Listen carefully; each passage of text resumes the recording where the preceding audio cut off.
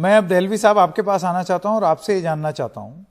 कि आप किस तरीके से देखते हैं। जाहिर सी बात है, मुस्लिम पक्ष से जो हमने सुना है और जाना है, अब आप ऊंची अदालत इलाहाबाद हाई कोर्ट का भी दरवाज़ा खटखटाएंगे, जो मस्जिद पक्ष है वो खटखटाएगी। लेकिन आज जो अदालत ने जो फैसला लिया है, बेसिकली मेंटेनेबिलिटी, ये जो याचिका है ये अब दर्ज की जा सकती है, इस फैसले पर आपका क्या कहना है? देखिए संजय जी, मैं तो इतना ही कहूंगा कि यहाँ किन किन मसाइल को मैं हल करूं, यहाँ रोज एक मसला मेरे सामने खड़ा हो जाता है। सवाल ये है कि बाबरी मस्जिद के और अयोध्या के जब ये फैसला आने वाला था,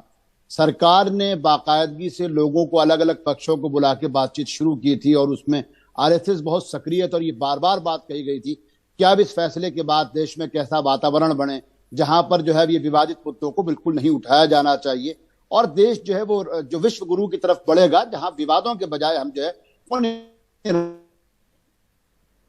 पे करती थी। भारतीय जनता पार्टी की वर्तमान राजनीति की परेशानी क्या है कि जब वो एनडीए में थे तो उनके पूरे एजेंडे के अंदर अयोध्या पे नहीं था, काशी और मथुरा का तो कोई नाम ही नहीं था। उस वक्त उनके बड़े नेता भी ये कहते थे कि साहब जो वर्शिप एक्ट है उसको हम लागू करेंगे। अब सवाल ये है कि क्या वो सायरा बानो की तलाक का मामला हो या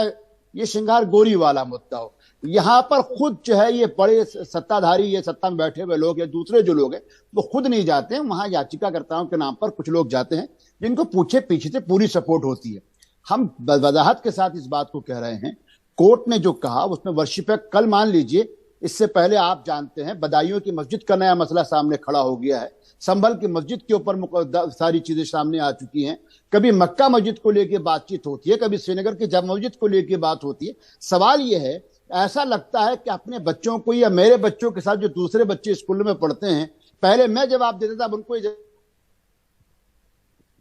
देना पड़ता है कि कहीं ना कोई शिवालय था या कोई मंदिर था। ये अपने आप में किसी भी एक ऐसे देश में जिसमें जीडीपी और बड़े बड़े दावे किए जा रहे हैं, वहां ऐसे विवादित मुद्दों के लिए जगह नहीं होनी चाहिए। अब बहरहाल कोर्ट ने कहा है, जिस तरीके से मैं कोर्ट के ऊपर कोई टिप्पणी नहीं करूंगा,